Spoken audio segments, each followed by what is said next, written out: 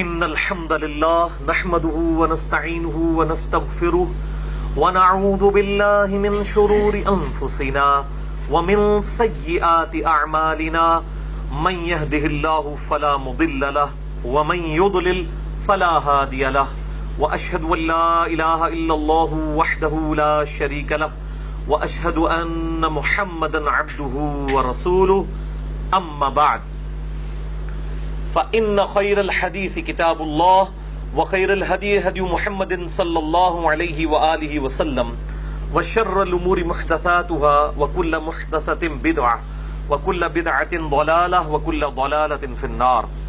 أعوذ بالله السميع العليم من الشيطان الرجيم من همزه ونفخه ونفثه. بسم الله الرحمن الرحيم. رب اشرح لي صدري ويسر لي امري واحلل عقدة من لساني يفقهوا قولي. بسم الله الرحمن الرحيم. ان الله وملائكته يصلون على النبي يا ايها الذين امنوا صلوا عليه وسلموا تسليما. اللهم صل على محمد وعلى ال محمد كما صليت على ابراهيم وعلى ال ابراهيم انك حميد مجيد. اللهم بارك على محمد وعلى آل محمد كما باركت على إبراهيم وعلى آل إبراهيم إنك حميد مجيد. اللهم ربنا آتنا في الدنيا حسنة وفي الآخرة حسنة وقنا عذاب النار. ربنا آتنا من لدنك رحمة وهيئ لنا من أمرنا رشدا.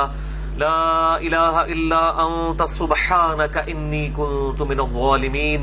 ولا حول ولا قوة الا بالله العلی العظیم. آمین. الحمدللہ آج 16 اور 17 شعبان المعظم 1438 ہجری کی درمیانی رات 13 مئی 2017 اور ہفتے کا دن ہے. بھائیو، ہماری آج کی یہ ایکسکلوسیو نشست رمضان المبارک کے فضائل اور صحیح احکام و مسائل سے ریلیٹڈ ہے.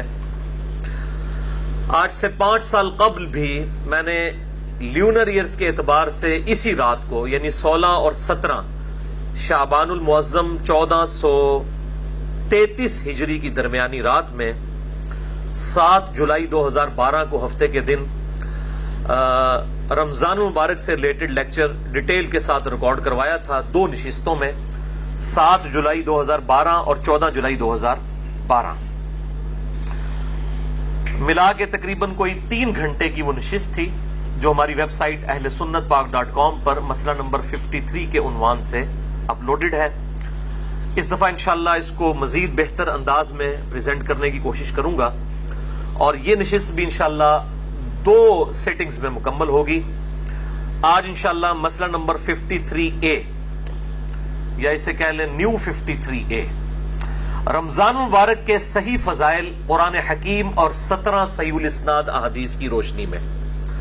اور پھر انشاءاللہ تعالی اگلی دفعہ مسئلہ نمبر 53B، رمضان مبارک کے صحیح فقہی احکام و مسائل. کم و بیش 70 کے قریب جو احکام و مسائل ہیں میں انشاءاللہ اگلی دفعہ وہ کور کروں گا. اسی کانٹیکس میں جہاں تک قیام اللیل جسے عرف عام میں ہم تراویح کہتے ہیں اس اعتبار سے آلریڈی ایک لیکچر ریکارڈڈ ہے مسئلہ نمبر 20 کے نام سے، اور مسئلہ نمبر 130 بھی ریکارڈڈ ہے نماز وتر کے اوپر. اس میں یہ تمام میں نے اختلافی مسائل جو ہیں وہ ڈسکس کیے ہیں. اسی طریقے سے شب برات اور شب قدر کے حوالے سے پچھلے ہی ہفتے نشست ہوئی مسئلہ نمبر 44 نیو 44 کے عنوان سے ہماری ویب سائٹ اہلسنتپاک.com پہ اپلوڈڈ ہے. اور الحمدللہ وہ تقریباً ایک ہفتے کے اندر 63,000 سے زیادہ لوگ اسے یوٹیوب پہ دیکھ چکے ہیں الحمدللہ ایک موڈ میں. اور واٹس ایپ پہ تو پھر کتنے لوگوں تک بات پہنچی ہے الحمدللہ. تو یہ سوشل میڈیا کی برکت ہے کہ یہ ایک دعوت کے لیے بہت بڑا ہتھیار ہے. آج ایک بندہ صرف 60-70 لوگوں میں بیٹھ کے جو بات کر رہا ہے وہ ایک ہفتے کے اندر 60-70 ہزار لوگوں تک پہنچ جاتی ہے. اور پھر انشاءاللہ اسی طریقے سے ملٹی پلائی بھی ہوتی چلی جائے گی انشاءاللہ تعالی. یہ ہماری جب 2 نشستیں ریکارڈ ہو جائیں گی انشاءاللہ 53A اور 53B، پھر ہم جو پرانا لیکچر ہے 53 مسئلہ اس کو اس سے ریپلیس کروا دیں گے. آج کے درس میں جتنی آیات آئیں گی انشاءاللہ ان کے مکمل ریفرنسز میں دوں گا، بلکہ ایک پورا رکوع ہے، رکوع نمبر 23 سورۃ البقرہ کا، جو آپ نے قرآن حکیم میں کھول بھی رکھا ہے، اس کو کور کریں گے۔ اور جتنی احادیث آئیں گی انشاءاللہ میں ان کے نمبرز علماء حرمین، بیروت اور دارالاسلام کی انٹرنیشنل نمبر کے مطابق دوں گا، جس کے مطابق پوری دنیا میں عربی کتب شائع ہوتی ہیں اور مکتبۃ الشاملہ اور باقی عربی سافٹ ویئرز بنائے جاتے ہیں۔ اس کے باوجود اگر کسی کی کوئی کیوری ہو تو وہ لیکچر کے اینڈ پہ سوال مجھ سے کر سکتے ہیں، اور بعد میں اگر رابطہ کرنا ہو تو ہمارے جو بھائیوں کے واٹس ایپ نمبر دیے ہوئے ہیں، فرحان بھائی کا نمبر ہمارے جیلم سے جو ہے، اور لاہور سے یوسف بھائی ہیں، کراچی سے حارث بھائی ہیں، اور اسی طرح سے سعودی عرب میں اس وقت ہمارے ایک بھائی سیٹلڈ ہیں جیلم کے ہی، معظم بھائی، ان کے نمبرز ہماری ویب سائٹ اہلسنتپاک.com پہ واٹس ایپ نمبر دیے ہوئے ہیں، ان سے آپ رابطہ کر سکتے ہیں۔ انشاءاللہ وہ ہر ٹاپک پہ کوئی نہ کوئی کلپ میرا آپ کو انشاءاللہ سینڈ کر دیں گے۔ جہاں تک میرا سوال ہے تو میں نے اکتوبر 2016 سے آن ورڈ معذرت کر لی ہوئی ہے ای میلز کے اعتبار سے، اور بعض لوگوں نے اسے غلط رنگ بھی دینے کی کوشش کی ہے کہ شاید اب زیادہ فیم مل گیا ہے اس لیے ای میلز کے جواب نہیں دیے جاتے۔ میں اکیلا بندہ اتنے ہزاروں لوگوں کو کس طریقے سے جواب دے سکتا ہوں؟ یہ امپاسبل ہے، جبکہ میرا یہ پارٹ ٹائم کام ہے۔ ظاہر ہے کہ میں ایک ملازم پیشہ آدمی ہوں اور سرکاری میری نوکری ہے گریڈ 19 میں، تو ظاہر ہے کہ میں پارٹ ٹائم میں یہ دعوت کا کام کرتا ہوں، فل ٹائم کے لیے وقف نہیں ہوں، اور اللہ تعالیٰ اس چیز سے بھی بچائے کہ میں روزی روٹی دین سے کھانا شروع کر دوں، نعوذ باللہ من ذالک۔ بہرحال اگر فل ٹائم بھی وقف ہو جائیں تب بھی کسی ایک شخص کے لیے یہ ممکن نہیں ہے کہ وہ ہزاروں ای میلز کے جواب دے، یہ امپاسبل ہے۔ الحمدللہ ہر ٹاپک کے اوپر میرے ہزاروں کلپس ریکارڈڈ ہیں، بلکہ دنیا میں اردو زبان کے اندر اتنی ڈیٹیل کے ساتھ ان ڈیپتھ اختلافی مسائل کسی شخص نے بھی ریکارڈ نہیں کروائے میرے علم کی حد تک، الحمدللہ۔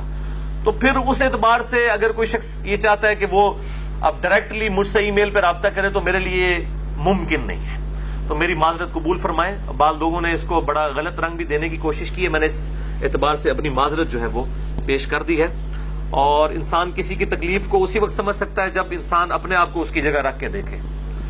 خود تو ہمارا یہ حال ہے کہ ہم ایک ہفتے میں 7 دن ہے تو 7 بندوں کو بھی دعوت کا کام کرنے کے اعتبار سے کوئی دعوت نہیں پہنچا سکتے، اور جو کام کر رہے ہیں اس سے ایکسپیکٹ کر رہے ہیں کہ وہ ہزاروں لوگوں کی باتوں کا جواب دے، امپاسبل ہے۔ ہاں اگر کوئی ٹاپکس ایسے ہیں جو ایڈریس نہیں ہوئے وہ ضرور بتائیں، انشاءاللہ اس پہ لیکچرز آ جائیں گے۔ تو ایک ایک جو نیٹی گیٹیز ہیں وہ ہر لیکچر میں نے ڈیٹیل کے ساتھ کور کی ہوتی ہیں، الحمدللہ آج بھی آ جائیں گی، آپ کو اس کا اندازہ بھی ہو جائے گا۔ لہٰذا بدگمانی سے بچیں، اور اس طرح کے کامنٹس کسی کے بارے میں کرنا کہ فلاں شخص متکبر ہو گیا ہے یا وہ جو ہے وہ مشہوری کا شکار ہو گیا ہے، اس وجہ سے اب وہ عام لوگوں کی باتوں کا جواب نہیں دیتا۔ الحمدللہ نہ مجھے پہلے کبھی شوق تھا اس اعتبار سے فیم کا، اور نہ اب کوئی ہے، الحمدللہ۔ اللہ تعالیٰ دل کی کیفیت بہتر جانتا ہے، آپ لوگ مفتی بننے کی کوشش نہ کریں اس اعتبار سے کوئی کامنٹس کر کے۔ کسی بھی مسلمان کے بارے میں حسن ظن رکھیں، وہ جس تکلیف سے گزر رہا ہے اس کی تکلیف کا کوئی اور شخص اندازہ نہیں کر سکتا کہ وہ اپنے لمیٹڈ ٹائم کے اندر زیادہ سے زیادہ کتنا کام کر سکتا ہے۔ اگر آپ کے ساتھ لاکھوں لوگ رابطہ کرنے والے ہوں تو آپ دن میں کتنے لوگوں کے موبائل فون سن سکتے ہیں؟ اور کئی لوگ تو ویسے ہی فون کر دیتے ہیں جی بات کرنے کو دل کر رہا تھا۔ یار اللہ کے بندو، تھوڑے لوگ ہیں، بات کریں، آپ دل لگی کے لیے اور لوگوں سے بات کریں، لیکن ایسا شخص جو دین کے لیے وقف ہے اس اعتبار سے کہ لوگوں کو دین کے مسائل بتا رہا ہے، اس کے ساتھ دل لگی نہ کریں۔ دل لگی کرنے کے لیے اور بہت لوگ ہیں، تو یہ لوگوں کے ٹائم کو غصب کرنے والی بات ہے، اور کسی جو ضرورت مند ہے اس کے حق کے اوپر قبضہ کرنے والی بات ہے۔ اس لیے میں نے یہ ساری کلیریفیکیشن دی، کیونکہ میرا سٹیٹس عام انسانوں والا نہیں ہے، اور میں یہ ضروری سمجھتا ہوں کہ اپنے اعتبار سے کلیریفیکیشن دے دوں تاکہ لوگوں کو بدگمانی سے بچایا جائے۔ جیسا کہ بخاری اور مسلم دونوں کی متفق علیہ حدیث ہے، یہ آپ صلی اللہ علیہ وسلم کی سنت ہے کہ اپنی طرف سے کلیریفیکیشن دی جائے، کہ آپ صلی اللہ علیہ وآلہ وسلم ایک دفعہ اعتکاف میں بیٹھے ہوئے تھے، رات کے اندھیرے میں ایک عورت آپ سے ملنے کے لیے آئی، آپ کافی دیر تک اس کے ساتھ باتیں کرتے رہے، پھر اس کے ساتھ اندھیرے میں غائب ہو گئے کافی دور تک، اور پھر آپ واپس آئے۔ کچھ اصحاب جو ہے چوراہے پہ کھڑے تھے، آپ صلی اللہ علیہ وآلہ وسلم نے انہیں مخاطب کر کے فرمایا کہ یہ جو عورت تھی یہ میری بیوی صفیہ تھی، مجھے ملنے کے لیے آئی تھی اور میں اسے گھر تک چھوڑنے کے لیے گیا تھا۔ اعتکاف کی حالت میں بیوی کو گھر تک چھوڑنے کے لیے بھی جا سکتے ہیں، اعتکاف نہیں ٹوٹتا۔ تو صحابہ نے کہا یا رسول اللہ صلی اللہ علیہ وآلہ وسلم، ہم آپ کے بارے میں کیسے گمان کر سکتے ہیں؟ کہ آپ کسی نامحرم عورت کے ساتھ اس طریقے سے رات کے اندھیرے میں مل رہے ہوں گے، تو آپ نے فرمایا کہ یہ میری ذمہ داری تھی کہ میں تمہیں کلیئر کروں، کیونکہ شیطان انسان کے خون میں جو ہے رگوں میں خون کی طرح دوڑتا ہے، وہ بدگمانی کروا سکتا ہے۔ اگر نبی کے بارے میں بدگمانی کروا سکتا ہے شیطان اصحاب سے، تو ہم کس کھیت کی مولی ہیں کہ ہمارے بارے میں لوگ بدگمانی نہیں کریں گے؟ اور اگر نبی کی رسپانسبلٹی ہے کہ وہ اپنے کریکٹر کو کلیریفائی کرے پبلک میں، اسی طریقے سے ہماری بھی ذمہ داری ہے کہ ہم اپنے کریکٹر کو کلیریفائی کریں پبلک میں، جب ہم ایک پبلک فگر ہیں دعوت کے پوائنٹ آف ویو سے۔ ٹھیک ہے، ایک دفعہ دروشی پڑھ لیجیے۔ اللہم صلی علی محمد وعلی آل محمد کما صلیت علی ابراہیم وعلی آل ابراہیم انک حمید مجید۔ اللہم بارک علی محمد وعلی آل محمد کما بارکت علی ابراہیم وعلی آل ابراہیم انک حمید مجید۔ میرے بھائیو، رمضان المبارک کے روزوں کو باقی تمام عبادات پر، چاہے وہ حج ہو، نماز ہو، زکوٰۃ ہو اور جتنے فرائض ہیں، ان پر اس اعتبار سے رمضان مبارک کے روزوں کو فوقیت حاصل ہے کہ پورے قرآن حکیم میں باقی جتنی بھی عبادات ہیں ان کی ڈیٹیل سکیٹرڈ فارم میں ہے، بکھری ہوئی حالت میں۔ یعنی اگر میں کہوں کہ حج کے ٹاپک پہ آیات کہاں ہیں، وہ سورۃ البقرہ میں بھی ہیں، سورہ آل عمران میں بھی ہیں، سورۃ الحج کے اندر بھی ہیں۔ نماز کے ٹاپک میں تو کئی ایک صورتوں میں یہ ایشو ڈسکس ہوا ہے، اسی طریقے سے زکوٰۃ بھی سینکڑوں جگہ پہ ڈسکس ہوئی ہے۔ لیکن رمضان مبارک کو یہ فوقیت حاصل ہے کہ رمضان مبارک کا جو ٹاپک ہے پورے قرآن میں صرف ایک ہی جگہ پہ ڈسکس ہوا ہے، پورے قرآن میں، اور وہ سورۃ البقرہ کا رکوع نمبر ہے 23، 6 آیات میں آیت نمبر 183 سے لے کر 188 تک۔ سورۃ البقرہ آیت نمبر 183 سے 188 تک جو آپ نے قرآن حکیم میں کھول رکھی ہے، اس میں رمضان مبارک کے ٹاپک کو ڈسکس کیا گیا ہے۔ پورے قرآن کے اندر اس ایک مقام کے علاوہ نہ کہیں پہ کسی روزے کا ذکر ہے، نہ رمضان مبارک کے حوالے سے کوئی ڈیٹیلز آئی ہیں، سوائے اس ایک موقع کے۔ یہ 6 آیات انشاءاللہ ہم آج کور کریں گے، اور اس میں 6 آیات کے اندر 5 سب ٹاپکس ڈسکس ہوئے ہیں، چھوٹے چھوٹے، میں وہ ساتھ ساتھ کلیریفائی کرتا چلا جاؤں گا۔ اعوذ باللہ من الشیطان الرجیم، بسم اللہ الرحمن الرحیم۔ سورۃ البقرہ رکوع نمبر 23 آیت نمبر 183 سے لے کر 188 تک۔ پہلے 2 آیات ہم ڈسکس کریں گے، آیت نمبر 183 اور 184، جس میں ٹاپک نمبر 1 ہے رمضان مبارک کی اہمیت اور مقصد کیا ہے اور اس کی فرضیت۔ اعوذ باللہ من الشیطان الرجیم، بسم اللہ الرحمن الرحیم۔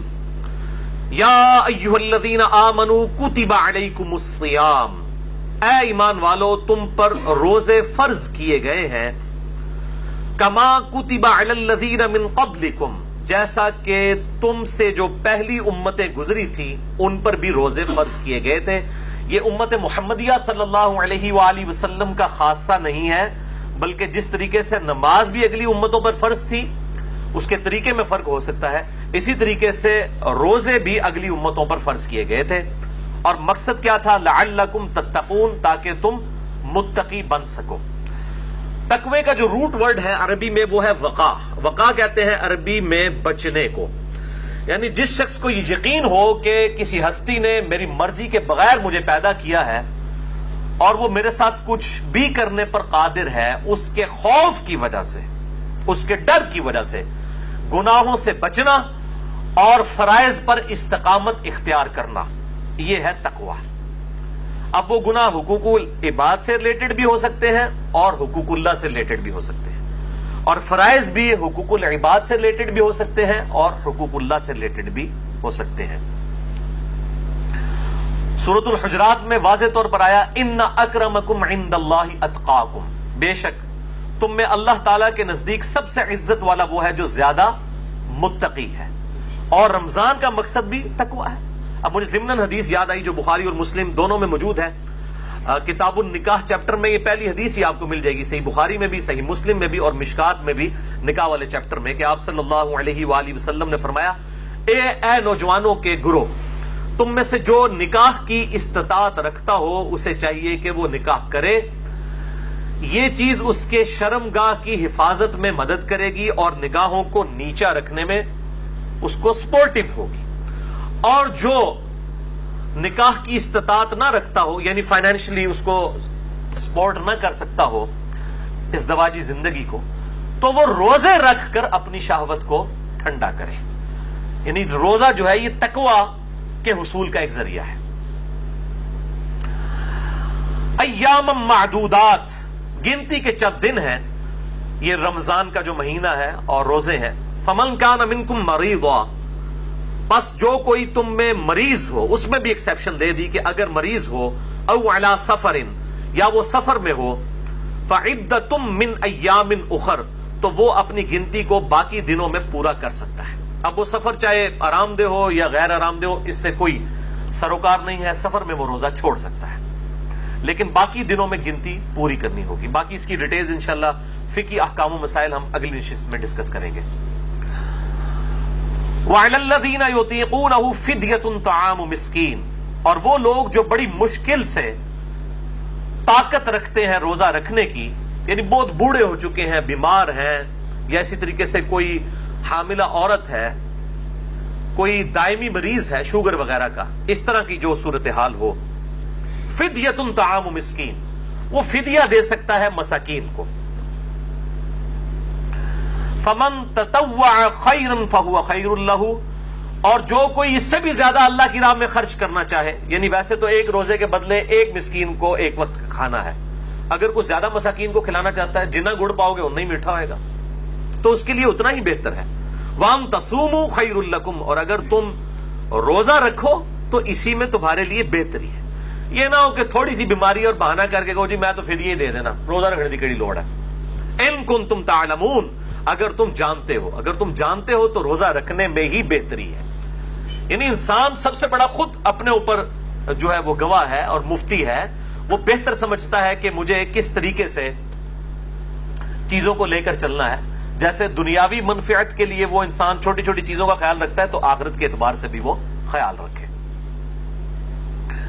اچھا، یہ جو آیت ہے وَعَلَى الَّذِينَ يُطِيقُونَهُ فِدْيَةٌ طَعَامُ مِسْكِينٍ، اس حوالے سے صحیح بخاری میں ایک حدیث ہے انٹرنیشنل نمبر کے مطابق 4505، جس میں ابن عباس کا قول ہے کہ یہ آیت منسوخ نہیں ہے، کیونکہ بعض اصحاب کا موقف ہے۔ صحیح بخاری میں 4507 نمبر حدیث آتی ہے جس میں ابن عمر کا قول ہے کہ یہ آیت منسوخ ہے، یعنی ان کا موقف یہ ہے کہ یہ پہلے آپشن تھی کہ جو شخص مال دے سکتا ہے وہ مال دے لے، اور جو روزہ رکھ سکتا ہے وہ روزہ رکھ لے، یہ دونوں آپشن ہے، یعنی مریض والا چکر نہیں، جو مالدار ہے وہ صرف مال دے دے، چاہے وہ صحت مند بھی ہے تو روزہ رکھنے کی ضرورت نہیں ہے، یہ ابن عمر کا موقف ہے 4507۔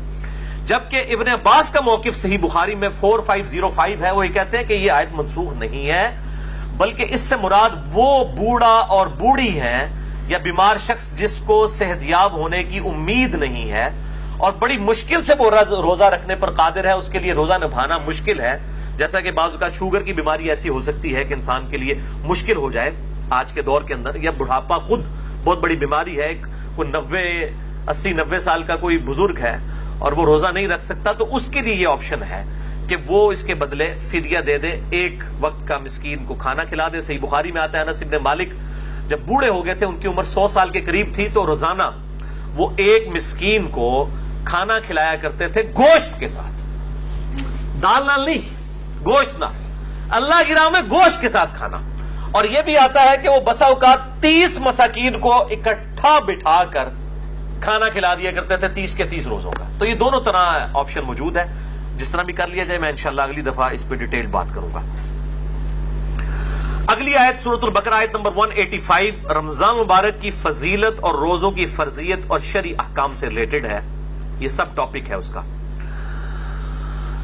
شہر رمضان الذی انزل فیہ القرآن، رمضان کا مہینہ وہ ہے جس میں نازل ہوا قرآن، یعنی یہ رمضان کی فضیلت ہے کہ قرآن اس میں نازل ہوا ہے، اور کب نازل ہوا؟ انا انزلناہ فی لیلۃ القدر، جس کے حوالے سے پچھلی دفعہ میری تقریباً کوئی 1 گھنٹہ 20 منٹ کی گفتگو ہے، مسئلہ نمبر نیو 44 شب برات اور شب قدر کے حوالے سے، میں آج اس کی ڈیٹیل میں نہیں جاؤں گا۔ ہدی للناس جو انسانیت کے لیے ہدایت ہے، وہ بینات من الہدا، اور اس میں ہدایت کے روشن دلائل موجود ہیں، والفرقان، اور حق اور باطل میں تمیز کرنے والی یہ کتاب ہے۔ یعنی اولڈ ٹیسٹمنٹ، نیو ٹیسٹمنٹ کے بعد یہ اب فائنل ٹیسٹمنٹ ہے الفرقان، حق اور باطل میں تمیز کرنے والی کتاب۔ یہ قرآن حکیم کے اعتبار سے رمضان کو فضیلت حاصل ہے کہ رمضان المبارک میں اللہ تعالیٰ کی طرف سے آخری پیغام قیامت تک کے لیے انسانیت کے پاس جو آیا وہ اس مہینے میں نازل ہوا۔ اب یہ بڑا ڈیٹیل طرف ٹاپک ہے، اس میں میرے 2 لیکچرز ہیں۔ مسئلہ نمبر 1 امام الانبیاء کی دعوت قرآن 2 گھنٹے کا، اور حال ہی میں ریکارڈ ہوا ہے مسئلہ نمبر 167 رسول اللہ صلی اللہ علیہ وآلہ وسلم کی اپنی امت کے خلاف گواہی، جو سورۃ الفرقان کی آیت نمبر 30 ہے، وقال الرسول یا رب ان قوم اتخذوا هذا القرآن مہجورا، اور رسول اللہ صلی اللہ علیہ وسلم شکایت کریں گے قیامت کے دن کہ اے اللہ میری قوم نے قرآن کو پیٹ کے پیچھے ڈال دیا تھا، یعنی قرآن کے نظریات کو چھوڑ دیا تھا۔ یہ بڑی سخت آیت ہے، اس کے کانٹیکسٹ میں نے تقریباً 2 گھنٹے کی گفتگو کی تھی، مسئلہ نمبر 167، جسے شوق ہو تو وہ دیکھے۔ فمن شہد منکم الشہر فلیصم، تو جو کوئی بھی تم میں رمضان کا مہینہ پائے تو اسے چاہیے کہ وہ رمضان کے روزے رکھے۔ ومن کان مریضا، اور جو کوئی مریض ہو، او علی سفر، یا سفر پر ہو، فعدۃ من ایام اخر، تو وہ یہ گنتی بعد کے دنوں میں بھی پوری کر سکتا ہے۔ اللہ تعالیٰ کی طرف سے آسانی ہے مسافر کے لیے اور مریض کے لیے۔ یرید اللہ بکم اليسر، اللہ تعالیٰ تو تمہارے لیے آسانی چاہتا ہے۔ ولا یرید بکم العسر، اور اللہ تعالیٰ تمہارے لیے مشکل نہیں چاہتا۔ لیکن مولوی آپ کے لیے مشکل چاہتا ہے، کبھی آپ کے لیے آسانی نہیں چاہے گا۔ اور عجیب طرح کی وہ لاجک سے، وہ نہیں جی اس زمانے سفر ہوندے سن جناب، وہ گھوڑیاں ہوتے تھے، اونٹ ہوتے، بڑے مشکل سفر سن، آج کل تو ٹرین میں سفر ہے اور ہوائی جہاز میں، آج کل روزہ نہیں چھوڑنا چاہیے۔ بھئی یہ قیامت تک کے لیے حکم باقی ہے، اللہ تعالیٰ نے آسانی دی ہے، چاہے ٹرین میں بھی سفر ہو، جہاز میں بھی، میں نے سارے سفر کیے ہوئے ہیں، سفر بہرحال سفر ہوتا ہے، بڑا مشکل ہوتا ہے سفر، تو اللہ تعالیٰ کی طرف سے دی ہوئی آسانی کو چھیننے کی کوشش نہ کرے۔ بخاری اور مسلم دونوں میں حدیث ہے، لوگوں کو آسانیاں بتاؤ، خوشخبریاں دو، ان کو متنفر نہ کرو دین سے۔ وَلِتُكْمِلُوا الْعِدَّةَ، اور اللہ تو چاہتا ہے کہ بس تم گنتی پوری کر لو، یعنی یہ جو 30 یا 29 مہینے میں جو 29 یا 30 روزے ہیں، یہ گنتی پوری کر لو، اور ظاہر ہے 29 سے کم نہیں ہوں گے، 30 سے زیادہ نہیں ہوں گے۔ ایک شخص اب رمضان المبارک سعودیہ سے رکھ کے آیا اور یہاں پر 30 روزے ہو جاتے ہیں، وہاں ایک دن پہلے روزہ ہے، اب اس کے یہاں پہنچتے یہاں 29واں ہے اور اس کا 30واں ہے، تو اب وہ 31واں روزہ نہیں رکھے گا۔ 31واں جو اس کا روزہ ہے، یہاں کا 30واں جو پاکستان کا بن رہا ہوگا، اس دن وہ روزہ نہیں رکھے گا، لیکن عید بھی نہیں کرے گا، عید مسلمانوں کے ساتھ ہی کرے گا، باقی مسلمانوں کے ساتھ، تو روزہ وہ چھوڑ دے گا، کیونکہ گنتی پوری کرنی ہے۔ اور چاند کا مہینہ بخاری اور مسلم میں آتا ہے، یا تو 30 دن کا ہوتا ہے یا 29 کا۔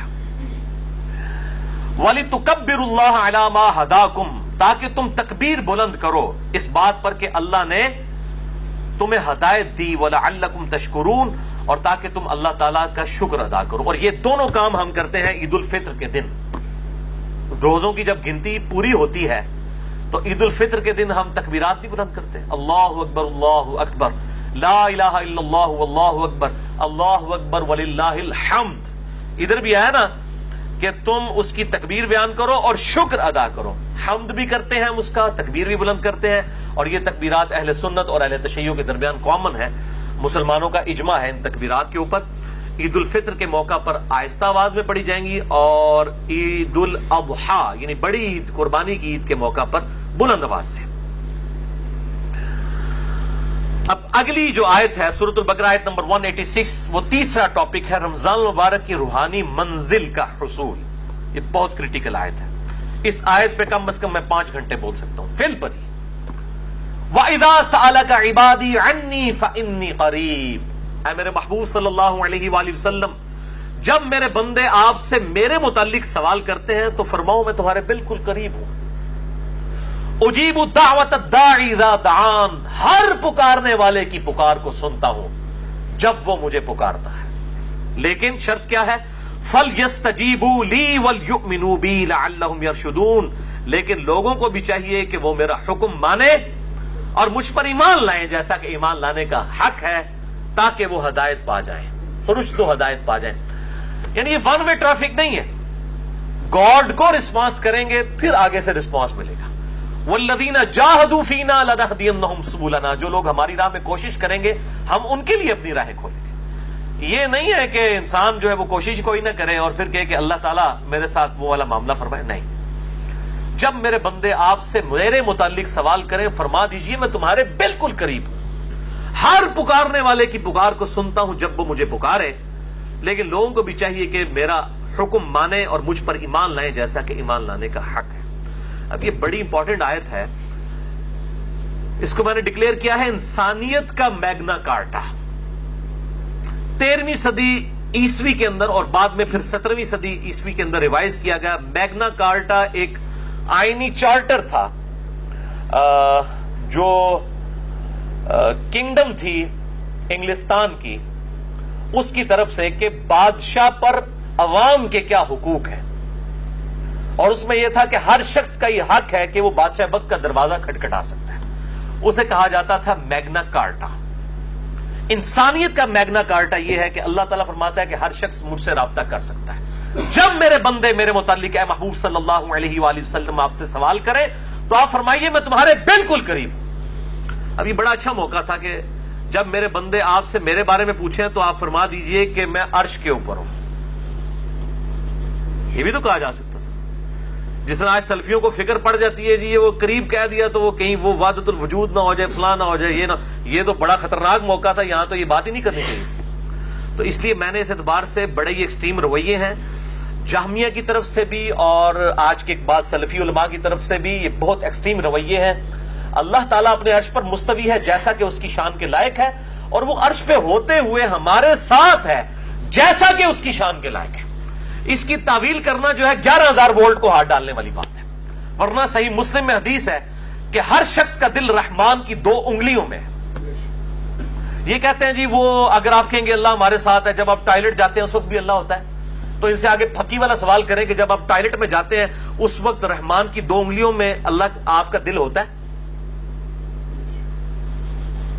اب تو آپ الفاظ کو نہ پھر تعویل نہ کریں. یہ بڑا خطرناک معاملہ ہے. یہاں پہ بھی دیکھیں جب میرے بندے میرے بارے میں پوچھیں تو فرماؤ بالکل قریب ہوں تمہارے. کیسے قریب ہوں؟ جیسا کہ اس کی شان کے لائق ہے. اس حوالے سے ایک میرا کلپ ہے جس میں نے حنفیوں اور سلفیوں دونوں کے ایکسٹریم رویوں کا رد کیا ہے، کیونکہ حنفی بعض کا بالکل جہمیوں والا عقیدہ پروپیگیٹ کرتے ہیں اور بعض سلفی، ساروں کی نہیں میں بات کر رہا، بعض سلفی جو ہے بالکل مجسمہ والا عقیدہ پروپیگیٹ کرتے ہیں. میرا ایک کلپ ہے یوٹیوب پہ، آپ لکھیں رومن میں اللہ کہاں ہے یا انگلش میں لکھ دیں ویئر از اللہ، سب سے ٹاپ پہ میرا وہ کلپ انشاءاللہ کھل جائے گا جس میں نے میرا خیال 12-13 منٹ میں یہ معاملہ کلیئر کیا ہے.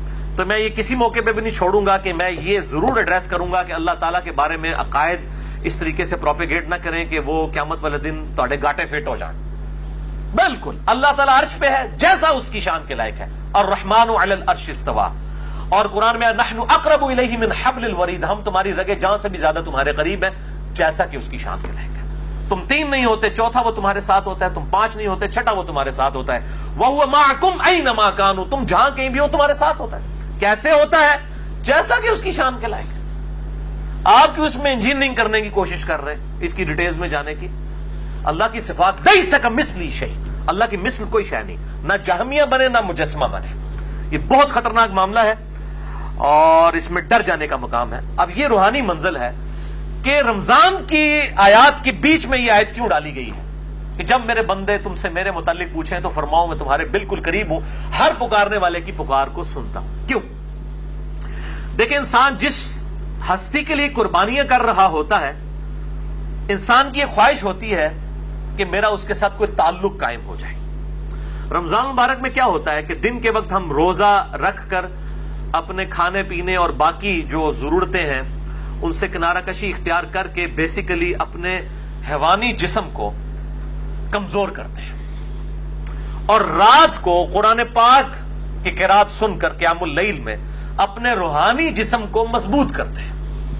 دونوں طرف سے آپ دیکھیں، ادھر سے جسم کمزور ہو رہا ہے اور یہاں سے روح کو غذا مل رہی ہے.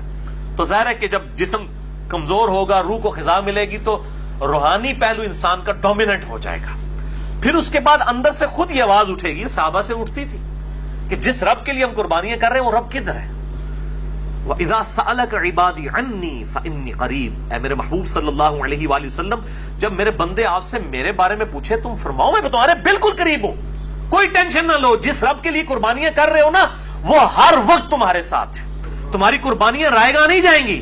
یہ دن کے وقت بھوک کی تکلیف، پیاس کی تکلیف برداشت کرنا اور رات کو جگراتا کاٹنا، قیام اللیل کر کے، یہ قربانیاں رائے گاہ نہیں جائیں گی۔ اور جب انسان کو یہ یقین ہونا کہ جس کے لیے انسان قربانی کر رہا ہے وہ اس کو دیکھ رہا ہے اس حال میں، تو انسان کو صبر نصیب ہو جاتا ہے۔ یہ دنیا میں بھی ہے، آپ کسی دنیاوی دوست کے لیے قربانی کریں اور تکلیف اٹھائیں اور آپ کو یہ پتا چل جائے کہ آپ کے دوست کو بھی یہ بات پتا چل گئی ہے کہ آپ کو اس کی تکلیف اٹھانی پڑ رہی ہے، تو ایک اندر سے روحانی خوشی ملتی ہے کہ یار جس کے لیے کر رہا تھا اس کو پتا چل گیا کہ میں نے اس کے لیے قربانی کی ہے۔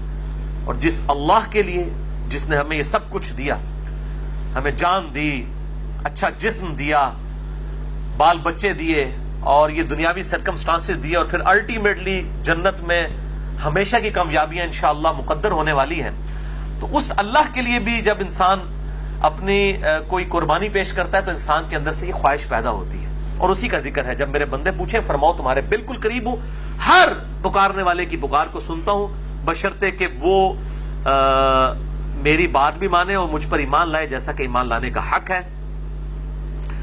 اسی کانٹیکسٹ میں 2 لیکچر بڑے امپورٹنٹ ہیں۔ مسئلہ نمبر 3 دعا صرف اللہ ہی سے، اس میں بھی میں نے اس کو ایڈریس کیا تھا، اور اسی کی ایکسٹینشن ہے مسئلہ نمبر 43 وسیلہ اور توسل کے صحیح احکام و مسائل، اور آج اس کی ڈیٹیل میں نہیں جاؤں گا۔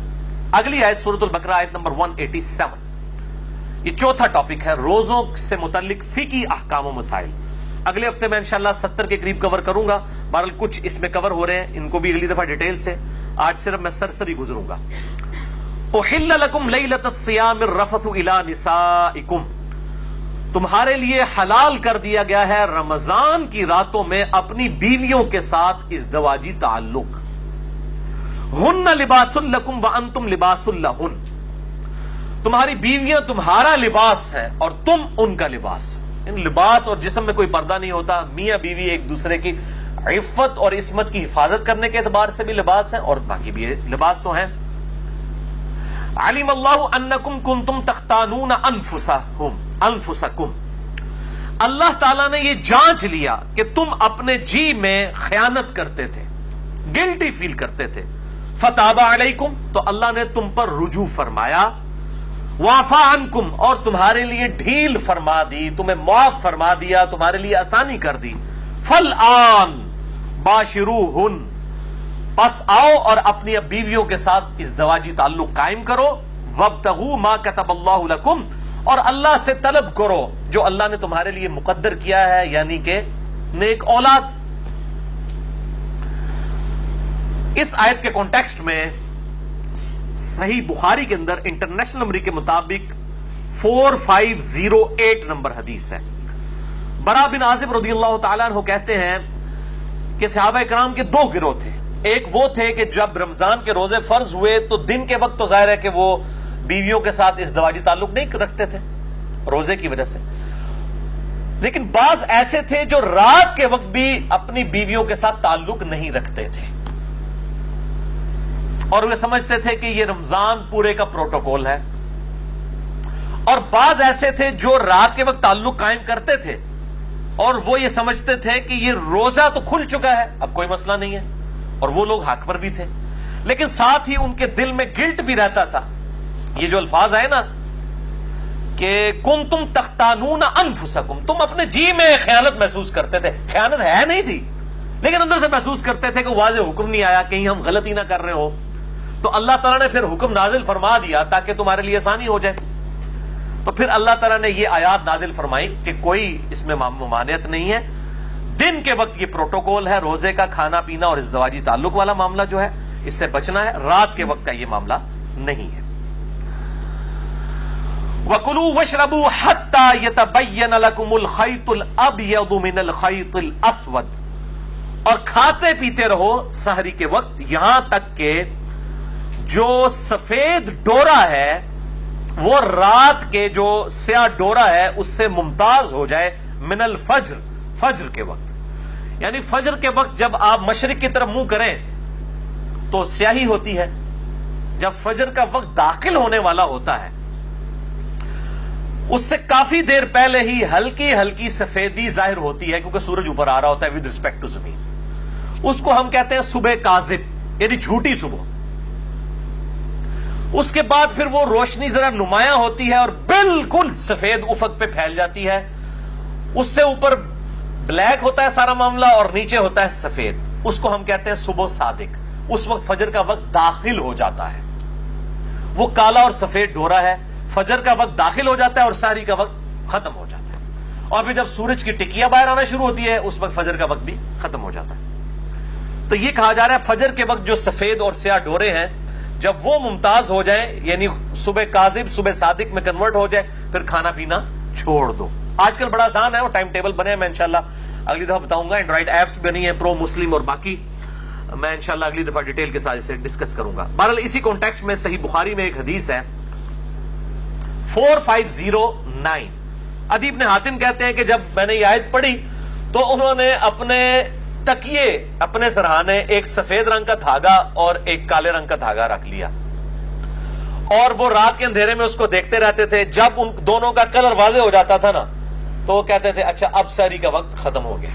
تو نبی صلی اللہ علیہ وآلہ وسلم کو آ کر عرض کی تو آپ صلی اللہ علیہ وسلم مسکرائے اور آپ نے مزاح کے طور پہ فرمایا کہ تیرا تکیہ اتنا چوڑا ہے کہ آسمان کے ڈورے اس کے نیچے آ جاتے ہیں. اس سے مراد آسمان کے ڈورے ہیں، آسمان پہ جو سفید اور سیاہ ڈورا ہے یہ والے ڈورے نہیں ہیں. اس سے یہ بات پتہ چلی کہ اجتہاد صحابی کا بھی غلط ہو سکتا ہے صحیح حدیث کے مقابلے پہ. اب انہوں نے اجتہاد ہی کیا نا، تو نبی صلی اللہ علیہ وسلم کی صحیح حدیث انہیں پہنچی تو ان کو پتا چلا کہ یہ اجتہاد غلط تھا. یہ پکی ہے خصوصاً اپنے مقلدین علماء اور بھائیوں کے لیے جو کہتے ہیں جی اجتہاد. تو یہ اجتہاد کو ہم بھی مانتے ہیں لیکن کتاب و سنت اجماع کے بعد. اجتہاد تو صحابی کا بھی غلط ہو سکتا ہے کتاب و سنت کے مقابلے میں. وہ صحابی کا اجتہاد ہی تھا نا کہ کالا اور سفید ڈورا، انہوں نے اپنے دماغ سے سوچا، لیکن اللہ کے نبی کی حدیث آئی، آپ نے فرمایا کہ نہیں اس سے مراد وہ ہے. تو اب اس میں کوئی ضد نہیں کرنی چاہیے. تو قرآن حکیم میں ہر چیز موجود ہے، انسان تھوڑا سا تفکر کرے تو حق بات انسان کو پتہ چل جائے گی. ثم اتم الصیام الی اللیل، اور پھر اس کے بعد روزے کو رات تک مکمل کرو. اب یہ بڑا کڑوا ٹاپک ہے اور بون آف کنٹینشن ہے سنی اور شیعہ کے درمیان. میں انشاءاللہ اگلی دفعہ یہ مسئلہ بھی حل کر دوں گا. یہاں پہ الفاظ یہ نہیں ہے کہ روزے کو مکمل کرو شام تک، یہ الفاظ ہیں روزے کو مکمل کرو رات تک. اور رات کی ڈیفینیشن کے اعتبار سے جو اختلاف پایا جاتا ہے، میرے نزدیک سنی اور شیعہ دونوں ہی اپنی جگہ موقف پہ درست ہیں. اور بسا اوقات سنی علماء جو ہیں وہ شیعہ کے ساتھ بالکل خیانت کر رہے ہوتے ہیں اس مسئلے میں، اور بعض اوقات شیعہ جو ہیں وہ اہل سنت کے ساتھ خیانت کر رہے ہوتے ہیں. میں انشاءاللہ اگلی دفعہ اس مسئلے کو ڈسکس کروں گا. اور دونوں نے ون سائیڈڈ باتیں پکڑی ہوئی ہیں. اب یہ سارے حدیث بتا رہے ہوتے ہیں جی افطار میں جلدی کرو، حالانکہ یہ بھی حدیث موجود ہے قیامت والے دن آپ صلی اللہ علیہ وسلم کو ایسا منظر بھی دکھایا گیا ہے کہ دوزخ کے اندر لوگ الٹے لٹکے ہوئے ہیں جو وقت سے پہلے روزہ کھول لیا کرتے تھے. اب ہم یہ پوچھتے ہیں یہ وقت سے پہلے کھولنے والے کون ہیں؟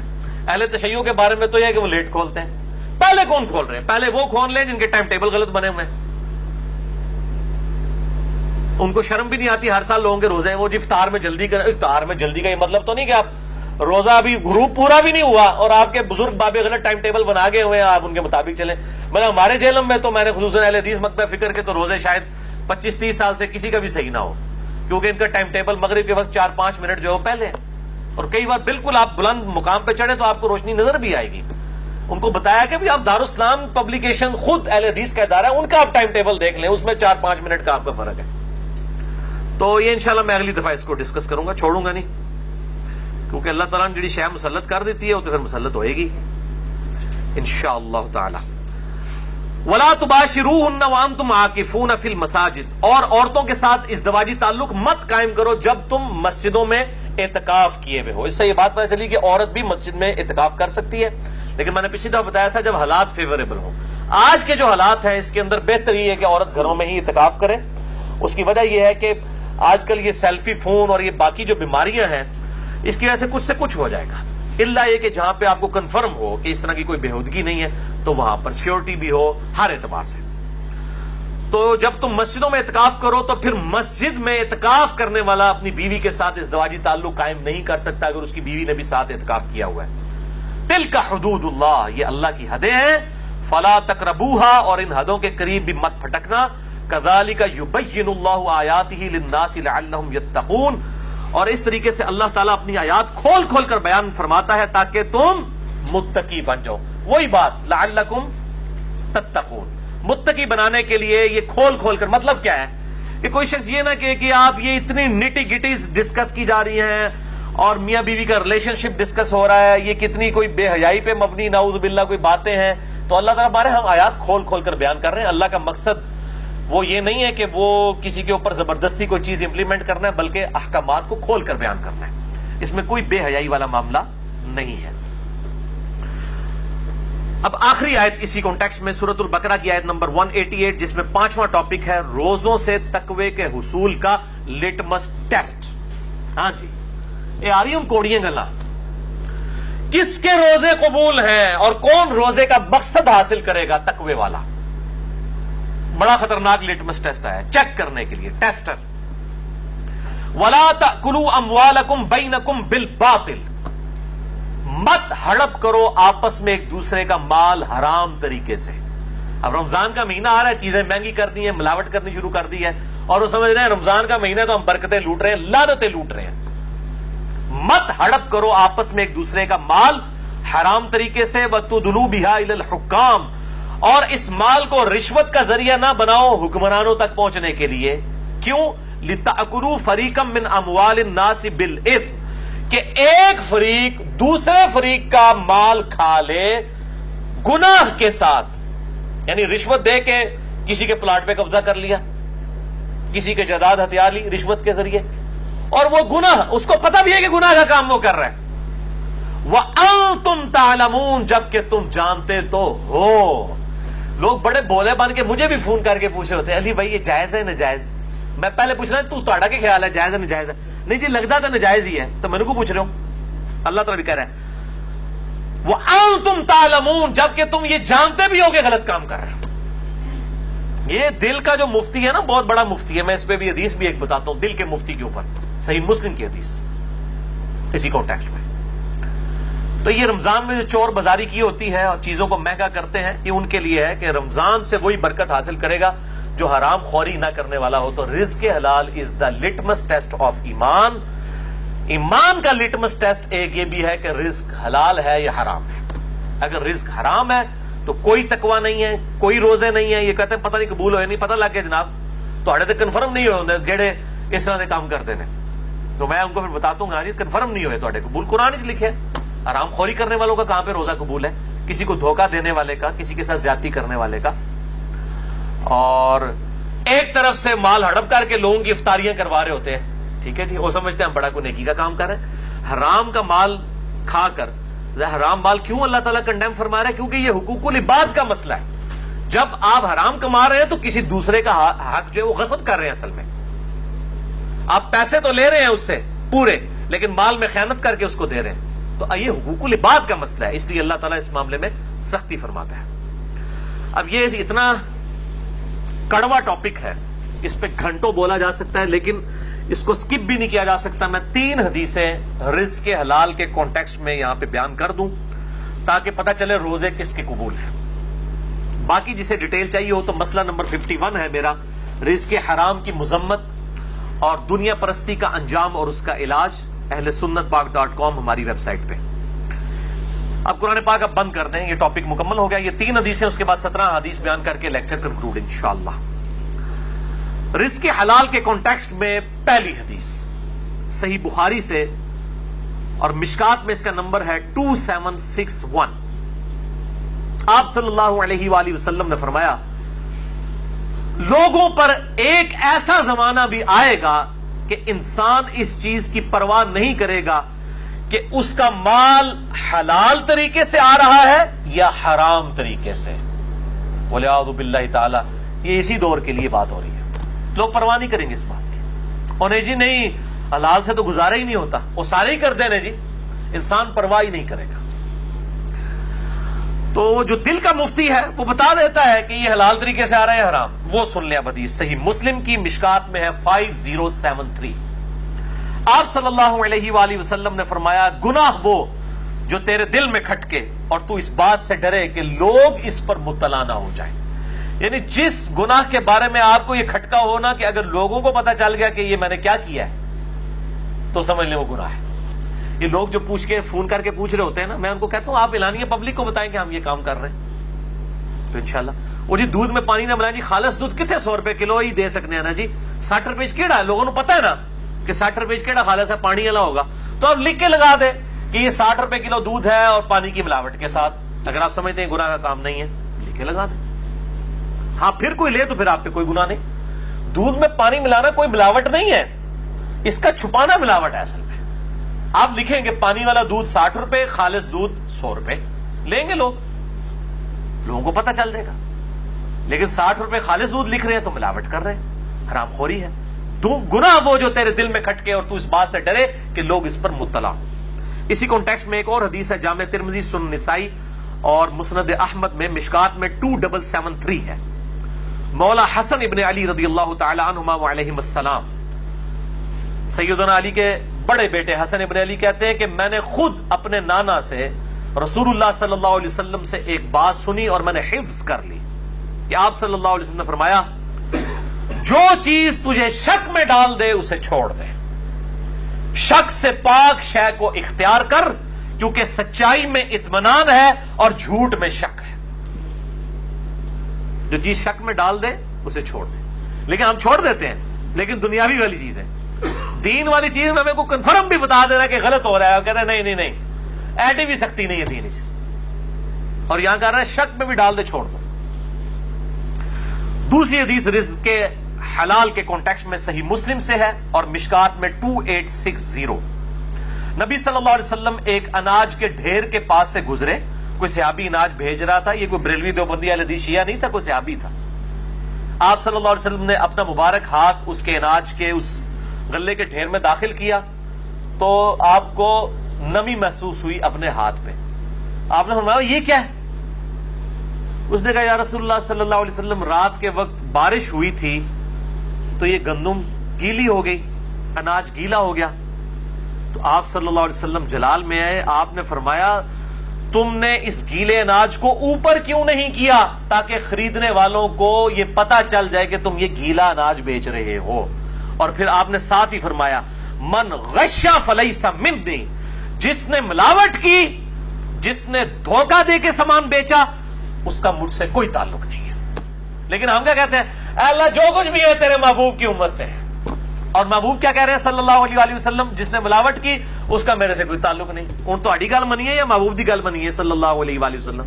تسی تو کہہ رہے ہو یا اللہ اسی نہ نماز پڑھنی ہے, نہ اسی حرام خوری چھڈنی ہے, یا اللہ جو کچھ بھی ہے مردود ہے, بے ایمان ہے, ٹھگ ہے, اللہ جو کچھ بھی ہے تیرے محبوب کی امت سے, ہمیں اسی طریقے سے قبول فرما لے. اور نبی صلی اللہ علیہ وسلم کیا فرما رہے ہیں, جس نے ملاوٹ کی وہ میرے سے ہے ہی نہیں ہے. اب آپ لاکھ کہتے رہے جو کچھ بھی ہے تیرے محبوب کی امت سے, محبوب تو پہلی فارغ کر کے تو ملاوٹ کرنے والا نو ون وے ٹریفک چلائی رکھو, کسی کام کی نہیں. جس نے ملاوٹ کی وہ ہم میں سے نہیں ہے. تیسری حدیث بھی صحیح مسلم سے ہے, مشکات میں 2760. یہ بہت ڈاڈی حدیث ہے, بڑی سخت حدیث ہے. آپ صلی اللہ علیہ وآلہ وسلم نے فرمایا بے شک اللہ پاک ہے اور صرف پاک مال کو قبول فرماتا ہے. کسی بندے نے حرام کی کمائی سے کوئی ہاسپٹل کھول لیا, اللہ کے حضور 0 سے ملٹیپلائی. اللہ تعالیٰ نہیں دیکھنا مریضوں کا علاج ہو رہا ہے, یہ تو دنیا کا مسئلہ ہے. اللہ تعالیٰ کو کیا پرواہ ہے کسی کی؟ اللہ تعالیٰ کا تو موقف یہ ہے حلال مال قبول کروں گا. ایک بندے کی گانے کی کمائی ہے اور وہ اس سے ہاسپٹل بنا دیتا ہے اور سمجھتا ہے میں بڑا نیکی کا کام کر رہا ہوں. یا اسی طریقے سے ایک بندہ ہے وہ جناب جو ہے وہ لوگوں کی جائیدادوں پر ناحق قبضہ کرتا ہے اور پھر کہتا ہے جی میں 1 لاکھ کا دسترخوان چلا رہا ہوں روزانہ. میں نام نہیں لے رہا تاکہ اصلاح کا دروازہ بند نہ ہو, آپ سب کو پتا ہے. لوگ کہتے ہیں جی بڑا نیکی کا کام ہے, جی 1 لاکھ بندے نے روٹی کھواندا ہے, لکھاں لگوان دے زمینہ ہتھیا کے اللہ کے حضور 0 سے ملٹیپلائی. یہ آپ اپنی داڑھیوں سے, پگڑیوں سے, ان ساری چیزوں سے عوام کو دھوکہ دے سکتے ہیں, اللہ تعالیٰ کو تو دھوکہ نہیں دیا جا سکتا. صحیح مسلم میں ہی حدیث ہے نا, اللہ تعالیٰ تمہاری شکلوں اور مال کو نہیں دیکھتا, دلوں اور اعمال کو دیکھتا. وہ دیکھے گا شکل تو اس نے خود بنائی ہے, اسے شکل کیوں دیکھنی ہے, کدی نورانی ہے تو کدی کالی ہے, انہیں آپ بنائی ہوئی ہے. جس شخص کی شکل اگر خوبصورت نہیں ہے تو اس نے خود کیا بنائی ہے؟ وہ تو اللہ نے بنائی ہے، تو اللہ نے شکلیں کیوں دیکھنی ہے؟ مال بھی نہیں دیکھنا، وہ بھی اسی کا دیا ہوا ہے۔ دلوں اور اعمال کو دیکھنا ہے کہ اس نے حرام سے کمایا ہے یا حلال سے، اور اس کی نیت کیا ہے، اللہ کی راہ میں خرچ کر کے جو ہے وہ لوگوں سے داد وصول کرنا ہے یا اللہ کے حضور اپنا اخلاص اور اجر پکا کرنا ہے، یہ اللہ نے یہ دیکھنا ہے۔ اور پھر اسی حدیث میں 7 الفاظ ہیں، آپ صلی اللہ علیہ وآلہ وسلم نے قرآن کی 2 مختلف آیات تلاوت کی۔ ایک یہ تھی یا ایھا الرسل کلوا من الطیبات واعملوا صالحا، اے اللہ کے پیغمبروں کھاؤ اللہ کے پاکیزہ مال میں سے اور اعمال کرو نیک۔ اور دوسری آیت پڑھی یا ایھا الذین آمنوا کلوا من طیبات ما رزقناکم، اے ایمان والو کھاؤ اللہ تعالیٰ کے دیے ہوئے پاکیزہ مال میں سے۔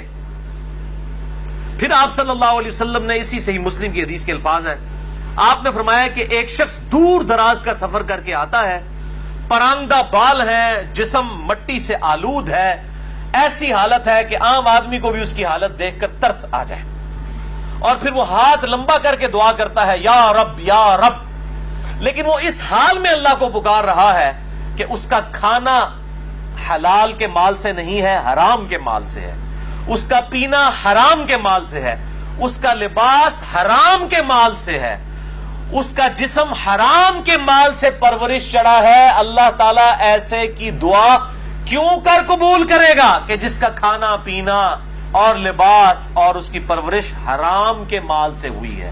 آپ صلی اللہ علیہ وسلم کے الفاظ ہیں اللہ تعالیٰ اس کی دعا کیوں کر قبول کرے گا، اس کا پکارنا کیوں کر قبول کرے گا؟ بولے اعوذ باللہ تعالی۔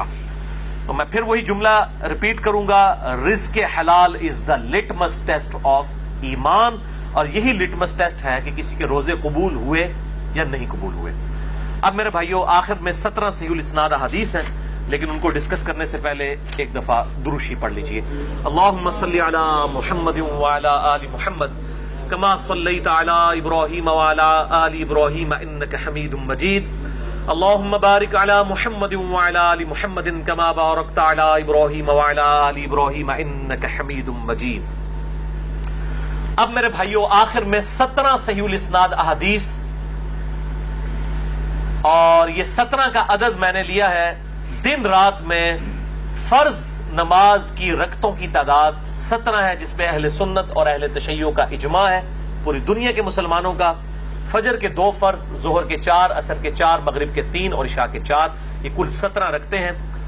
اور یہ 17 احادیث پرٹیکولرلی رمضان المبارک کی اہمیت، فضیلت، فرضیت اور روحانیت سے ریلیٹڈ ہے، اور یہ الٹپ ایٹ رینڈم نہیں ہے، میں نے ایک انٹلیکچوئل ترتیب سے ان کو جمع کیا ہے، اور انشاءاللہ میں تمام احادیث کے انٹرنیشنل نمبر بتاؤں گا، لیکن پرائمری بک سے نہیں بلکہ سیکنڈری بک سے، جو مشکات المصابیح ہے، جس کو میں نے ڈکلیئر کیا ہے مشکات المصابیح از دا انسائکلوپیڈیا آف حدیث، اہل سنت کی مین سٹریم کی 13 کتابوں کا یہ سمجھ لیں خلاصہ ہے، 3 جلدوں میں، شیخ زبیر لیزئی رحمہ اللہ تعالیٰ کی تحکیم اور تخریج کے ساتھ اہل سنت پاک.com پہ آپ کو 18 MB کی 3 فائلز مل جائیں گی، ڈاؤن لوڈ کریں۔ میں اکثر اس کی ترغیب دلاتا ہوں، الحمدللہ بخاری، مسلم، ابو داؤد، ترمذی، نسائی، ابن ماجہ، الموطا امام مالک، مسند احمد، سنن الکبریٰ، البیہقی، المستدرک للحاکم اور باقی کتابوں سے یہ نوٹس ہیں۔ اہل سنت کی کتابوں کا نچوڑ 6294 احادیث، 6294 احادیث کا مجموعہ ہے، اور اس میں احادیث کی ریپیٹیشن نہیں ہے۔ اس کے نمبرز میں انشاءاللہ انٹرنیشنل بتاؤں گا، اور اس کے فٹ نوٹ پہ آپ کو پرائمری بکس کے نمبرز بھی مل جائیں گے، اور اس کے ساتھ حکم لگا ہوا بھی مل جائے گا انشاءاللہ تعالی۔ باقی اسی مشکات کے تعارف پہ میرا ڈیٹیل لیکچر ہے، مسئلہ نمبر 111B، مشکات المصابیح کا مکمل تعارف، جسے شوق ہو تو اہل سنت پاک.com پہ اسے دیکھیں۔ پہلی حدیث صحیح بخاری اور صحیح مسلم کی متفق علیہ حدیث ہے، مشکات میں اس کا نمبر ہے 4۔ آپ صلی اللہ علیہ وآلہ وسلم نے فرمایا اسلام کی بنیاد 5 چیزوں پر ہے۔ کتنی چیزوں پر؟ 5۔ نمبر 1، اس بات کی گواہی دو کہ اللہ کے سوا کوئی معبود نہیں، وہ اکیلا ہے، اور محمد صلی اللہ علیہ وآلہ وسلم اس کے بندے اور اس کے رسول ہیں۔ نمبر 2، نماز قائم کرنا۔ نمبر 3، زکوٰۃ دینا۔ نمبر 4، اللہ کی راہ میں استطاعت ہو تو حج کرنا۔ اور نمبر 5، رمضان کے روزے رکھنا، یعنی روزہ رکھنا اسلام کی بنیادوں میں سے ایک بنیاد ہے. جو روزے چھوڑ دیتا ہے تو وہ آپ سمجھ لیں ایک ایسی بنیاد کو ہٹا رہا ہے کہ اس کی ایمان کی اور اسلام کی عمارت دھڑم سے نیچے گر پڑے گی. یہ وہ عمارت نہیں ہے کہ جس میں 5 میں سے ایک ستون ہٹا لیں تو 4 اتنے کھلوتی رہے گی نا بھائی جی. جی 4 اتنے چلنے والی گڈی ہے وہ بھی ایک ٹائر لا لو نا تو گڈی چل نہیں سکتی. تو یہ 5 والی ہے، اس میں سے ایک بھی آپ اگر سکپ کریں گے تو آپ کے اسلام کی عمارت نیچے گر پڑے گی. دوسری حدیث بھی بخاری اور مسلم کی متفق علیہ حدیث ہے، مشکات میں 1956 ہے. آپ صلی اللہ علیہ وآلہ وسلم نے فرمایا جب رمضان المبارک کا مہینہ آتا ہے تو آسمان کے دروازے کھول دیے جاتے ہیں. دوسرے طریق میں آیا ہے جنت کے دروازے کھول دیے جاتے ہیں. تیسرے طریق میں آیا ہے رحمت کے دروازے کھول دیے جاتے ہیں. یہ سارے الفاظ بخاری اور مسلم میں ہیں. اور پھر ساتھ یہ الفاظ ہیں کہ جہنم کے دروازے، آگ کے دروازے بند کر دیے جاتے ہیں اور شیاطین جکڑ دیے جاتے ہیں. اچھا یہ آیا کہ شیاطین جو ہے وہ قید کر، اکثر لوگ سوال کر رہے ہوتے ہیں یہ اگر شیاطین قید کر دیے جاتے ہیں پھر بھی چند لوگ ہیں جو نماز نہیں پڑھتے، چند نہیں اکثر لوگ نہیں پڑھ رہے ہوتے پھر بھی. تو میرے بھائی 11 مہینے تک جب شیطان نے پیڈل مارا ہے آپ کی سائیکل کو، اس کے بعد 1 مہینے نہ بھی مارے وہ، پھر بھی تھوڑی دور تک تو یہ معاملات چلیں گے نا. پھر سب سے بڑی چیز نفس ہے انسان کا، وہ ساتھ لگا ہوا ہے. یہ سرکش شیاطین، بڑے بڑے شیاطین جو ہے وہ کر دیے جاتے ہیں. باقی جو انسان کے ساتھ شیاطین چھوٹے موٹے لگے وہ تو چلتے رہیں گے، اللہ تعالیٰ کی طرف سے خاص مدد آ جاتی ہے. باقی جڑے تھے پیڑے وہ کعبے بھی پیڑے. اگر کسی نے اپنی اصلاح خود نہیں کرنی ہے تو اس کی رمضان میں کوئی اصلاح نہیں ہونی ہے. اللہ تعالیٰ کی طرف سے ایک مدد مل جاتی ہے. اصل جو مسئلہ ہے وہ نفس کا ہے کہ انسان خود فیصلہ کرے کہ میں نے اللہ کے لیے کچھ کرنا ہے، تب فائدہ ہوگا. تیسری حدیث جامعہ ترمذی، سنن ابن ماجہ میں ہے اور صحیح سند کے ساتھ مسند احمد میں ہے اور مشکات میں آپ کو 1960 کے فٹ نوٹ پہ اور 1961 میں مل جائے گی. آپ صلی اللہ علیہ وآلہ وسلم نے فرمایا رمضان میں آسمان کے دروازے کھول دیے جاتے ہیں، آگ کے دروازے بند کر دیے جاتے ہیں، تمام سرکش شیاطین جکڑ دیے جائے. اس میں الفاظ آگے سرکش، بخاری مسلم میں سرکش نہیں تھا، اس سے پتا چلا کہ خاص شیاطین جو بڑے ہیں وہ جکڑے جاتے ہیں. اور ہر رات ایک منادی ندا کرتا ہے اللہ کی طرف سے، اے خیر کے طالب ہمت کر اور آگے بڑھ نیکیاں کرنے کے لیے، اور اے شر کے طالب رک جا، اب تو باز آ جائے اس مبارک مہینے میں. اور اللہ کی طرف سے ہر رات میں لوگوں کو جہنم سے آزاد کیا جاتا ہے. وہ جو روایت ہے وہ جعلی ہے کہ جی وہ پہلا اشرہ جو ہے وہ رحمت کا ہے، دوسرا جو ہے وہ مغفرت کا ہے، تیسرا دوزخ سے رہائی کا ہے. یہ تو ہر رات رہائی ہو رہی ہے. میں اس حدیث کو بھی بتا دوں گا بعد میں شعب الایمان کے حوالے سے. چوتھی حدیث بھی بخاری اور مسلم دونوں میں ہے، مشکات میں 1958. آپ صلی اللہ علیہ وآلہ وسلم نے فرمایا جو شخص ایمان اور احتساب کے ساتھ، اکاؤنٹیبلٹی کے ساتھ، احتساب کو آپ اگر اردو میں ٹرانسلیٹ کریں گے تو 3 چیزوں کا مجموعہ ہے. نمبر 1 اخلاص، نمبر 2 ثواب کی نیت، اور نمبر 3 اصلاح نفس، یعنی نفس کی اصلاح بھی جو ہے مطلوب ہو. رمضان کے روزے رکھے اللہ تعالیٰ اس کے پچھلے سارے گناہوں کو معاف فرما دے گا. اور پھر ساتھ ہی الفاظ ہیں جس نے ایمان اور احتساب کے ساتھ رمضان کی راتوں کا قیام کیا اس کے بھی پرانے سارے گناہ معاف. اور پھر ساتھ ہی فرمایا جس نے شب قدر کا قیام کیا ایمان اور احتساب کے ساتھ اس کے بھی پچھلے سارے گناہ معاف. لیکن لیکن لیکن اس سے مراد چھوٹے گناہ ہیں. بڑے گناہ نیک اعمال سے معاف نہیں ہوتے، وہ صرف توبہ کرنے سے معاف ہوتے ہیں اور گناہ چھوڑنے سے. اس کے سپورٹ میں حدیث ہے صحیح مسلم کی، مشکات میں ہے، اس کا نمبر 564. آپ صلی اللہ علیہ وآلہ وسلم نے فرمایا اگر بڑے بڑے گناہوں سے بچا جائے تو 5 نمازیں، ایک نماز سے دوسری نماز تک، ایک جمعے سے دوسرا جمعہ اور ایک رمضان سے دوسرا رمضان درمیان کے گناہوں کا کفارہ ہے اگر بڑے گناہوں سے بچا جائے. تو نماز چھوڑنا تو خود بڑا گناہ ہے. یہ نہیں ہے کہ ایک جمعہ پڑھ لیا پھر اگلا جمعہ پڑھا پچھلے ساری معاف، نہیں، کبیرہ گناہوں سے بچا جائے. صحیح مسلم میں حدیث ہے، مشکات میں 569 اس کا نمبر ہے کہ بندے کے کفر اور اسلام کے درمیان فرق نماز ہے. تو نماز چھوڑنے سے تو بڑا کوئی گناہ نہیں ہے. تو ایک نماز سے دوسرا نماز کے درمیان گناہوں کا کفارہ بھی تب بنے گا جب دوسری نماز پڑھی جائے گی.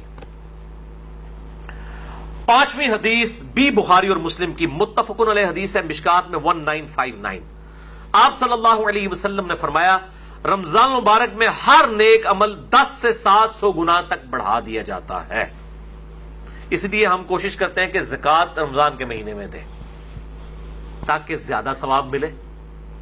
اور پھر زکوٰۃ ہوتی بھی لیونر ایئرز کے اعتبار سے، وہ سولر ایئرز کے اعتبار سے نہیں دینی ہوتی ہے، چاند کے مہینوں کے اعتبار سے دینی ہوتی ہے، تو وہ آسان ہو جاتا ہے حساب رکھنا. ویسے آپ ایک رمضان میں نکال لیں اور پھر پورا سال دیتے رہے، یا اگلے سال کی بھی پیشگی نکالی جا سکتی ہے. زکوٰۃ پہ میں نے ڈیٹیل سے لیکچر مسئلہ نمبر 95A اور B دے دیا، جسے شوق ہو تو وہ دیکھیں.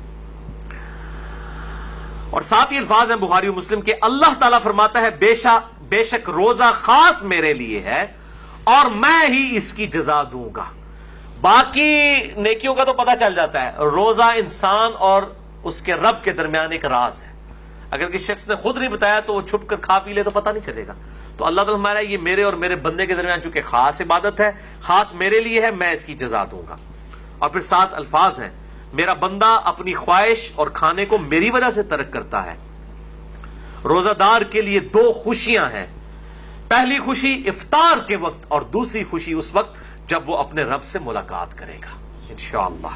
اور پھر 7 ہی الفاظ ہیں، روزہ دار کی منہ کی بو اللہ تعالیٰ کو کستوری کی خوشبو سے بھی بڑھ کر عزیز ہے. پھر 7 ہی الفاظ ہیں، روزہ ڈھال ہے، یعنی ایک ڈھال ہے گناہوں سے بچنے کی. جب تمہارا روزہ ہو تو فحش گوئی اور گناہوں سے اجتناب کرو. اگر روزے کی حالت میں کوئی تم سے جھگڑا کرے تو اس سے کہہ دو کہ میں روزے کی حالت میں ہوں. اللہ تو ڈر، میرا بھی روزہ ہے تیرا بھی روزہ ہے یار، جان چھٹ.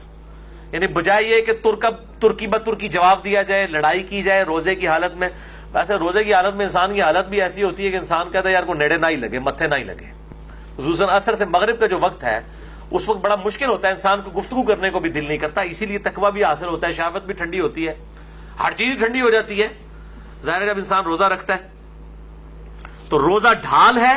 جب تمہارا روزہ ہو تو فحش گوئی مت کرو، گناہوں سے بچو، اور جب کوئی جھگڑا کرنے لگے اس سے کہہ دو کہ میرا روزہ ہے. 6 حدیث سنن نسائی اور مسند احمد میں ہے، مشکات میں 1962. آپ صلی اللہ علیہ وآلہ وسلم نے فرمایا، تمہارے پاس رمضان مبارک کا مہینہ آیا ہے، اللہ نے اس کے روزے تم پر فرض کیے ہیں. اس میں آسمان کے دروازے یعنی جنت کے دروازے کھول دیے جاتے ہیں، جہنم کے دروازے بند کر دیے جاتے ہیں. جنت کے 8 دروازے ہیں اور دوزخ کے 7. اور سرکش شیاطین جکڑ دیے جاتے ہیں. اس ماہ میں ایک رات ایسی ہے جو 1000 مہینوں سے افضل ہے، جو ہم پچھلی دفعہ مسئلہ نمبر نیو 44 میں ڈسکس کر چکے. جو شخص اس کی خیر اور بھلائی سے محروم ہو گیا واقعی ہر بھلائی سے محروم ہو گیا. اور میں نے شب قدر کو پانے کا آسان طریقہ بتایا تھا، وہ جسے شوق ہو تو وہ لیکچر دیکھ سکتا ہے. اچھا، اسی کانٹیکسٹ میں ایک مشہور حدیث ہے جو اکثر ڈاکٹر اسرار صاحب بھی بیان کرتے تھے، لیکن وہ سخت ضعیف روایت ہے. اس میں کافی الفاظ تو باقی احادیث بخاری مسلم میں اور اس میں بھی موجود ہیں، لیکن کچھ الفاظ جو ہے اس کے ضعیف ہیں. وہ شعب الایمان امام بیہقی کی کتاب سے ہے اور مشکات میں 1965 نمبر ہے کہ آپ صلی اللہ علیہ وسلم نے شعبان کی آخری رات میں صحابہ سے خطاب کیا کہ اب رمضان کا مہینہ شروع ہونے والا ہے اور یہ برکتیں ہیں. وہ ساری وہی ہیں جو ہم ڈسکس کر چکے. اس کے اینڈ پہ آتا ہے کہ اس کا پہلا عشرہ، پہلے 10 دن رحمت کے ہیں، دوسرے 10 دن جو ہیں وہ مغفرت کے ہیں، اور تیسرے 10 دن جو ہیں وہ دوزخ سے چھٹکارے کے ہیں. اور پھر لوگوں نے اس کے اوپر خود سے وہ دعائیں بھی ڈیوائز کر لی ہوئی ہیں. بالکل جعلی روایت ہے یہ. اور اس کے ایک طریق کے اندر علی بن زید مشہور ضعیف راوی ہے، اور دوسرے طریق میں سلیمان راوی جو ہے وہ منکر الحدیث ہے. منکر الحدیث وہ راوی ہے جس کی حدیثیں ترک کر دی جائیں، یہ شدید ترین جرح ہوتی ہے. اسی طریقے سے یہ اکثر رمضان سے پہلے بھی وہ یہ میسج چل رہا ہوتا ہے کہ جس نے رمضان کے چاند دیکھنے کی خوشخبری، تو یہ وہ سب جعلی جھوٹی روایتیں ہیں. اور اس طرح کی روایتیں بالکل آگے بیان نہ کیا کریں، ان کی کوئی اصلیت نہیں ہے، اللہ سے ڈر جائیں. مسئلہ نمبر 36 ہے میرا ضعیف الاسناد اور من گھڑت احادیث کے فتنے کا تحقیقی جائزہ. 7ویں حدیث بھی بخاری اور مسلم دونوں میں. آپ دیکھ لیں اکثر حدیثیں بخاری اور مسلم سے. مشکات میں 1957 اس میں الفاظ ہیں کہ جنت کے 8 دروازے ہیں، ان میں سے ایک دروازے کا نام ہے الریان، جو خاص ان لوگوں کے لیے ہے جو روزہ دار ہیں. ان کو اس دروازے سے آواز دی جائے گی کہ جو دنیا میں روزہ رکھا کرتے تھے. الریان دروازے سے ندا کی جائے گی اور ان کو جنت میں اس دروازے سے داخل کیا جائے گا. اس کے علاوہ ذاکرین کے لیے ہے اور قتال کرنے والوں کے لیے ہے، مختلف نیکیوں کے لیے دروازے آئے ہیں. 8ویں حدیث بھی بخاری اور مسلم دونوں میں ہے. مشکات میں 2053 آپ صلی اللہ علیہ وآلہ وسلم نے فرمایا جو شخص اللہ کی راہ میں، یعنی اس راہ میں مراد جہاد اور قتال، اللہ کی راہ میں نکلنا، نیکی کے اعمال کرنا اور قتال کے لیے سب کچھ اس میں شامل ہے، فی سبیل اللہ کے الفاظ ہیں، اس حالت میں بھی روزہ رکھے تو اللہ تعالی اس کے اور دوزخ کے درمیان 70 سال کی دوری ڈال دے گا، جو اللہ کی راہ میں روزہ رکھے۔ اور اسی کا ایک طریق ہے جامعہ ترمذی میں، مشکات میں ہے 2064، پچھلا بخاری اور مسلم کا تھا، مشکات میں 2053 تھا، یہ مشکات میں 2064 ہے، کہ جو شخص اللہ کی راہ میں نکل کر روزہ رکھے اللہ تعالیٰ اس کے اور جہنم کے درمیان زمین و آسمان کے فاصلے کے برابر دوری قائم کر دے گا۔ یہ بات سمجھانے کے لیے نوی حدیث جامعہ ترمذی، سنن الکبریٰ البیہقی اور شرح سنہ امام بغوی کی کتاب میں ہے، اور مشکات میں 1992 ہے۔ آپ صلی اللہ علیہ وسلم نے فرمایا جو شخص کسی روزہ دار کا روزہ افطار کروائے یا کسی مجاہد کی تیاری کروا دے اس کو بھی اس کی مثل ثواب ملے گا۔ اور یہ کرنا چاہیے، آپ سامنے بیٹھے ہوں، آپ اپنے حصے کی کھجور کسی اور کو دیں، جیسا مسجد میں ہوتا ہے لوگ اپنے گھر سے کھجوریں لے آتے ہیں، آپ اپنے حصے کی کھجور کسی اور کو دیں، اس کے حصے کی خود لیں، تو ڈبل ڈبل روزے کا ثواب کمائیں، چوپڑیاں نالے دو تو روزہ کھلوانے والے کے ثواب میں اس کو بھی وہ ثواب ملے گا، اور جس نے رکھا ہے اس کے ثواب میں کمی بھی نہیں ہوگی۔ 10ویں حدیث جامعہ ترمذی اور سنن ابن ماجہ سے ہے، اور مشکات میں 2249 ہے۔ آپ صلی اللہ علیہ وآلہ وسلم نے فرمایا 3 آدمیوں کی دعا ضرور قبول ہوتی ہے۔ نمبر 1 روزہ دار جب افطار کے وقت دعا کرتا ہے، نمبر 2 عادل بادشاہ، اور نمبر 3 مظلوم کی دعا۔ اب وہ دعا کی قبولیت کس فارم میں ہوگی یہ بڑی ڈیٹیلز ہیں، مثلا نمبر 82 میرا ریکارڈڈ ہے، جسے شوق ہو تو وہ دیکھ سکتا ہے۔ 11ویں حدیث یہ واحد ہے جو مشکات میں نہیں ہے، سنن ابن ماجہ میں ہے 1753، جو پچھلی تھی وہ سنن ابن ماجہ میں 1752 ہے، جو مشکات میں 2249 ہے، یہ مشکات میں نہیں لیکن سنن ابن ماجہ میں، اس سے اگلی حدیث ہے 1753 کہ آپ صلی اللہ علیہ وآلہ وسلم نے فرمایا افطار کے وقت کی گئی دعا رد نہیں کی جاتی۔ اس میں الفاظ تھے کہ دعا قبول ہوتی ہے، اس میں الفاظ ہیں رد نہیں کی جاتی۔ اور اس حدیث میں ساتھ ہی الفاظ ہیں کہ عبداللہ ابن عمر ابن عاص رضی اللہ تعالیٰ عنہ کے بارے میں عبداللہ ابن ابی ملیکہ تابعی کہتے ہیں کہ جب بھی وہ روزہ کھولا کرتے تھے یہ حدیث بیان کیا کرتے تھے کہ روزے دار کی افطار کے وقت دعا رد نہیں جاتی، اور پھر ساتھ دعا کیا کرتے تھے اللہم انی اسألک برحمتک، اے اللہ میں تجھ سے تیری رحمت کا سوال کرتا ہوں، التی وسعت کل شیء ان تغفر لی، کل شیء ان تغفر لی، وہ رحمت جو کہ ہر چیز کا احاطہ کیے ہوئے ہے کہ اے اللہ تو میری مغفرت فرما دے۔ تو کوئی بھی دعا کی جا سکتی ہے، رب اجعلنی کی جا سکتی ہے، ربنا آتنا فی الدنیا کی جا سکتی ہے، کوئی بھی دعا آپ اس وقت کر سکتے ہیں۔ اور ایک مسنون دعا ہے، سحری کی تو کوئی دعا ثابت نہیں ہے، یہ جعلی دعا پبلک کی، کل کے روزے کی نیت کرتا ہوں، اس دن کے روزے کی نہیں، اگلے کل کے روزے کی، وہ تو کسی کتاب میں نہیں لکھی ہوئی ہے، خود سے جعلی دعا بنائی ہوئی ہے۔ البتہ افطار کی ایک صحیح دعا ہے، سنن ابی داؤد میں مشکات میں 1993 ہے، ذهب الظمأ وابتلت العروق وثبت الاجر انشاءاللہ، ذهب الظمأ وابتلت العروق وثبت الاجر انشاءاللہ، یعنی پیاس چلی گئی، رگیں تر ہو گئی، اور اللہ کے حضور ہمارا اجر پکا ہو گیا، یہ اس کا ترجمہ ہے۔ لیکن یہ روزہ کھولنے کے بعد، پانی پینے کے بعد یہ دعا مانگی جائے گی، پہلے نہیں۔ پہلے آپ صبح شام کے اذکار کریں، سب سے بہتر ٹائم شام کے اذکار کا مغرب سے جسٹ پہلے ہے، کیونکہ شام کا وقت وہ ہوتا ہے، مغرب کے بعد تو رات شروع ہو جاتی ہے نا، سب سے بہترین وقت وہ ہے۔ اور جو دعائیں ہیں سنت وہ پڑھیں، قرآنی دعائیں پڑھ سکتے ہیں۔ البتہ ایک مشہور جو پبلک میں دعا ہے وہ بالکل مردود روایت ہے، مرسل ہے، منقطع روایت ہے، وہ تابعی سے ہے، اور تابعی صحیح مسلم کے مقدمے میں آیا ہے کہ تابعی جب نبی صلی اللہ علیہ وسلم سے بیان کرے گا اور صحابی کا ذکر نہیں کرے گا وہ منقطع ہوگی، مرسل ضعیف روایت ہوگی۔ مشکات میں 1994 ہے، سنن ابی داؤد کے کانٹیکسٹ میں معاذ بن زہرہ تابعی سے ہے، یہ روایت پھر ضعیف ہوگی۔ اللہم سمت وعلی رزقک افطرت، یہ بھی ویسے انہوں نے داخل کیتا ہے، اللہم انی لک سمت وبک آمنت، او کون ہر شاید جعلی چیزیں بھی جعلی چیزیں شامل کی تھی، حالانکہ جو جعلی ہے وہ بھی ہے اتنی، اللہم لک سمت وعلی رزقک افطرت، یہ بھی روایت جعلی ہے۔ اور اصل دعا وہی ہے، ذهب الظمأ وابتلت العروق وثبت الاجر انشاءاللہ۔ تو اس کے علاوہ جو دعائیں ہیں سنت وہ آپ کر سکتے ہیں۔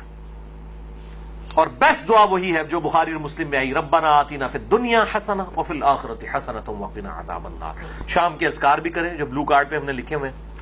12ویں حدیث صحیح مسلم سے ہے، اور یہ حدیث بخاری کو چھوڑ کے باقی اہل سنت کی 5 کتابوں میں موجود ہے۔ صحیح مسلم، ترمذی، ابو داؤد، نسائی، ابن ماجہ میں، مشکات میں ہے 2047۔ اور یہ چونکہ رمضان سے کمپلیمنٹری ٹاپک ہے اس لیے میں حدیث بیان کر رہا ہوں کہ آپ صلی اللہ علیہ وآلہ وسلم نے فرمایا جس نے رمضان کے روزے رکھے اس کے بعد اس نے شوال کے 6 روزے رکھ لیے، وہ گویا اس طرح ہے کہ اس نے پورے سال کے روزے ہی رکھ لیے، ہمیشہ کے روزے رکھے۔ اور اس میں کوئی ضروری نہیں ہے کہ آپ نے ایک روزہ فوراً رکھنا ہے، بعد میں اسکیٹرڈ فارم میں رکھ لیں، یا فوراً ہی 6 روزے رکھنے ہیں۔ پورے شوال میں جس وقت آپ کا دل کرے آپ شوال کے مہینہ ختم ہونے سے پہلے پہلے وہ روزے رکھ لیں، 6 کی گنتی پوری کرنی ہے۔ بہتر یہ ساتھ ہی رکھ لیں کیونکہ ایک روٹین بنی ہوتی ہے، عید کے فوراً بعد شروع کریں تو رکھنے بھی آسان ہو جاتے ہیں، گیپ آ جائے پھر مسئلہ بن جاتا ہے، لیکن رکھ سکتے ہیں، کوئی اس میں ایشو نہیں ہے۔ اور پرانے جو فقہ حنفی کے بزرگ تھے وہ تو ان کو بدعت کہا کرتے تھے اور ان روزوں کو نہیں مانتے تھے۔ آج کے فقہ حنفی کے لوگ بھی ان روزوں کو مانتے ہیں اور انہوں نے یہ اپنے بزرگوں کا مسئلہ چھوڑ دیا ہے۔ تو ہم کہتے ہیں باقی مسئلوں میں بھی جو آپ کے بزرگ غلط ہیں اس سے بھی آپ بیک فٹ پہ جائیں۔ اور میں جب حنفی تھا، بریلوی تھا، اس وقت بھی میں یہ 6 روزے، میں تو الحمدللہ اپنی بالکل ینگ ایج سے 1994 FSC لیول سے ابھی تک میں مسلسل یہ روزے رکھتا چلا آ رہا ہوں۔ یہ میں کو مشہوری کے لیے بتا رہا ہوں کہ اس وقت بھی مطلب یہ چیز اسٹیبلش یہ سب کے ہاں ہے، لیکن بعض جو غالی قسم کے حنفی ہیں جس طرح مفتی زرولی ہے، اس نے تو باقاعدہ اس کے خلاف کتاب پوری لکھ دی ہے۔ اس نے کہا میرا بابا صحیح ہے، یہ 5 کتابیں غلط کہہ رہی ہیں۔ وہ کہہ رہا ہے میں اس روایت کو نہیں مانتا جو ہمارے بزرگوں کے خلاف ہے۔ اس نے شوال کے 6 روزوں کے خلاف کتاب لکھی ہے، اندازہ کریں۔ وہ جو ہر ایک جو عالم دین کے اوپر کامنٹس دیتا ہے، مفتی زرولی کراچی کا۔ تو میں اس لیے بتا رہا ہوں کہ یہ 5 کتابوں میں ہے، مسلم، ابو داؤد، ترمذی، نسائی، ابن ماجہ میں، مشکات میں 2047 ہے۔ اب میرے بھائیوں آخری 5 حدیثیں، یہ 12 ہو گئی، اب یہ 17 بھی 2 نسبتیں تھیں، 12 اور 5 کی، یہ 5 حدیثیں رمضان مبارک کی روحانیت سے ریلیٹڈ ہے۔ 13ویں حدیث صحیح بخاری سے، مشکات میں 1999۔ آپ صلی اللہ علیہ وسلم نے فرمایا، یہ بڑی سخت الفاظ ہیں اور یہی اصل میں حاصل ہیں یہ 5 حدیثیں، جو شخص روزے کی حالت میں بھی جھوٹ بولنا اور برے اعمال کرنا نہ چھوڑے تو اللہ تعالیٰ کو اس کے بھوکا اور پیاسا رہنے کی کوئی پرواہ نہیں ہے۔ یعنی وہ سمجھ رہا ہے میں بھوکا اور پیاسا ہوں، جھوٹ بھی بول رہا ہے، امانت میں خیانت بھی کر رہا ہے، گناہ بھی اسی طریقے سے کر رہا ہے، اور روزہ ٹھنڈا کرنے کے لیے بےہودہ فلمیں بھی دیکھ رہا ہے، اور جناب فجر کی سحری کرنے کے بعد نماز پڑھ کے آ کے جوئے کے اوپر کرکٹ کھیل رہا ہے روزہ ٹھنڈا کرنے سے، تو اللہ تعالیٰ کو کیا پرواہ ہے؟ اللہ تعالیٰ کو تو دھوکہ نہیں دیا جا سکتا۔ 14ویں حدیث سنن دارمی سے ہے، مشکات میں 2014 صحیح سند کے ساتھ۔ آپ صلی اللہ علیہ وسلم نے فرمایا کتنے ہی روزہ دار ایسے ہیں کہ جنہیں اپنے روزے سے بھوک اور پیاس کے علاوہ کچھ نہیں ملتا، کوئی اجر نہیں ملتا، بس بھوکا پیاسا ہی رہتے ہیں، اور کتنے ہی قیام اللیل کرنے والے ایسے ہیں کہ جنہیں سوائے جاگنے کے کچھ نہیں ملتا، وہ انتظار ہی کرتے ہیں رکوع جدو امام جانا جا کے شامل ہوندے نے، اور باقی اکثر کو تو پتہ ہی نہیں کہ امام کیا پڑھ رہا ہے، وہ تو یہ اس انتظار میں ہوتے ہیں کہ کب یہ جو ہے نا وہ رکوع میں جائے، تو بیچارے ظاہر ہے کہ وہ اپنی نیند ہی قربان کر کے آ رہے ہوتے ہیں۔ اس سے بہتر ہے کہ گھر اپنے جو وہ نوافل پڑھنے پڑھ کے سو جائیں، بجائے یہ کہ آپ تکلیف میں کھڑے ہوں اور قرآن سن کے آپ کو بار بار یہ خیال آ رہا ہو کہ کدے رکوع کس ٹائم جاندہ ہے اور سمجھ بھی نہ آ رہا ہو، تو بہتر ہے پھر گھر میں بیٹھے۔ کتنے ہی قیام کرنے والے ایسے ہیں کہ ان کو جاگنے کے سوا کچھ حاصل نہیں ہوتا، بالکل ایسا ہی ہے۔ 15ویں حدیث بڑی مشہور ہے جامع ترمذی کی، مشکات میں 927۔ آپ صلی اللہ علیہ وآلہ وسلم نے فرمایا اس شخص کی ناک خاک آلود ہو جائے، یعنی وہ تباہ و برباد ہو جائے، یہ عرب کا محاورہ تھا، جس کے سامنے میرا ذکر ہو اور مجھ پر درود نہ پڑھے، اللہم صلی علی محمد وعلی آل محمد، اور ساتھ ہی دوسری بات ارشاد فرمائی اس شخص کی ناک خاک آلود ہو جائے جس کے پاس رمضان آ کر چلا جائے اور وہ اللہ سے اپنی مغفرت نہ کروا سکے۔ اتنا بہترین نیکیوں کا موسم آئے اور اپنی مغفرت نہ کروا سکے، برباد ہو جائے ایسا شخص جو رمضان میں اپنی مغفرت نہ کروا سکے۔ اور تیسری چیز فرمائی اس شخص کی ناک خاک آلود ہو جو اپنے ماں باپ میں سے دونوں یا کسی ایک کو بڑھاپے کی حالت میں پائے اور پھر ان کی خدمت کر کے جنت نہ کما سکے، اس کو بھی برباد ہی ہو جانا چاہیے جس کے پاس اس کے ماں باپ جنت کی شکل میں دونوں یا دونوں میں سے ایک موجود تھا کہ اس کی خدمت کرتا۔ اور یہ جو الفاظ ہے نا کہ اس کی ناک خاک آلود ہو، برباد ہو جائے، جو ماں باپ کو کی خدمت کر کے جنت نہ کما سکے، یہ الفاظ صحیح مسلم میں بھی موجود ہیں، صرف اتنے الفاظ، یہ حدیث مسلم میں بھی ہے اتنے الفاظ کے ساتھ۔ اچھا، اسی حدیث کا ایک مشہور طریق ہے، وہ مشکات میں تو نہیں ہے، المستدرک للحاکم میں ہے صحیح سند کے ساتھ 7256، جس کی امام حاکم نے بھی تصحیح کی ہے، امام ذہبی نے بھی، شیخ البانی نے بھی، اور شیخ زبیر علی زئی صاحب نے بھی رحمہم اللہ اجمعین۔ بڑی مشہور حدیث ہے کہ آپ صلی اللہ علیہ وآلہ وسلم ایک دن ممبر پر چڑھے، پہلی سیڑھی پر قدم رکھا تو فرمایا آمین، پھر دوسری پر رکھا فرمایا آمین، پھر تیسری پر رکھا تو فرمایا آمین۔ صحابہ نے پوچھا آج آپ نے ایسا عمل کیا جو اس سے پہلے کبھی نہیں کیا؟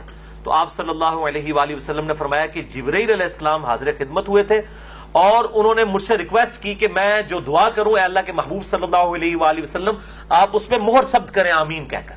تو جبرائیل نے پہلی دعا کی کہ برباد ہو جائے وہ شخص جس کے سامنے میرا ذکر ہو اور وہ مجھ پر درود نہ پڑھے، اللہم صلی علی محمد وعلی آل محمد۔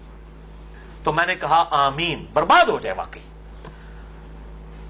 دوسری بات، اس میں ترتیب ذرا ڈیفرنٹ ہے، دوسری ترتیب جو ہے اس میں دوسرے والی الفاظ ڈیفرنٹ ہے، اس میں الفاظ ہیں دوسرے، برباد ہو جائے وہ شخص کہ جس کو ماں باپ دونوں یا دونوں میں سے کوئی ایک بڑھاپے کی حالت میں ملے اور وہ ان کی خدمت کر کے جنت نہ کما سکے۔ تو میں نے کہا آمین، برباد ہو جائے ایسا شخص۔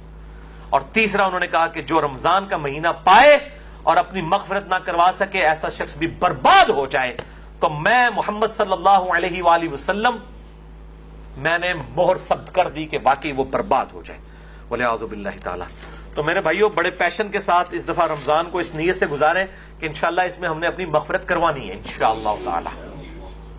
سیکنڈ لاسٹ حدیث 16ویں، مسند احمد سے، المستدرک للحاکم سے، شعب الایمان امام بیہقی کی کتاب سے، اور مشکات میں اس کا نمبر ہے 1963۔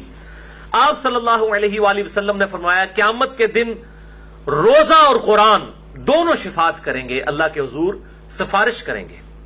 روزہ کہے گا اے میرے رب میں نے اس کو دن بھر کھانے پینے اور خواہشات نفسانی سے روکا رکھا، اے اللہ اس کے متعلق میری شفاعت قبول کر اسے بخش دے۔ اور قرآن کہے گا اے اللہ میں نے اس کو رات کے وقت نیند سے روک کے رکھا، قیام اللیل میں یہ مجھے سنتا رہا، اے اللہ میری شفاعت اس کے حق میں قبول فرما۔ اور اس حدیث میں الفاظ ہیں کہ اللہ تعالیٰ روزہ اور قرآن دونوں کی شفاعت قبول فرما لے گا، الحمدللہ۔ اور صحیح مسلم میں بھی ایک حدیث ہے، القرآن حجت لک او علیک، قرآن یا تیرے حق میں حجت ہے یا تیرے خلاف حجت ہے۔ اللہ تعالیٰ اس قرآن کو ہمارے حق میں حجت فرمائے، آمین۔ آخری حدیث 17ویں حدیث مسند احمد سے، مشکات میں ہے اس کا نمبر 5331، یہ آخر میں نے رکھی تھی، بہت کریٹیکل ہے۔ آپ صلی اللہ علیہ وآلہ وسلم نے فرمایا جس شخص نے دکھلاوے کے لیے نماز پڑھی اس نے شرک کیا، جس نے دکھلاوے کے لیے روزہ رکھا اس نے شرک کیا، اور جس نے دکھلاوے کے لیے اللہ کی راہ میں صدقہ کیا اس نے شرک کیا، والعیاذ باللہ تعالی۔ یعنی روزہ بھی تبھی قبول ہے جب اللہ کے لیے رکھا جائے۔ اکثر لوگ بڑے فخریہ کہہ رہے ہوتے ہیں میرا تو آج 8 پیرا روزہ ہے، فخریہ بتا رہے ہوتے ہیں، بھائی آپ نے اللہ کے لیے رکھا ہے، لوگوں کو جاگے کیوں اناؤنسمنٹ کر رہے ہیں؟ اللہ کے لیے روزہ ہونا چاہیے۔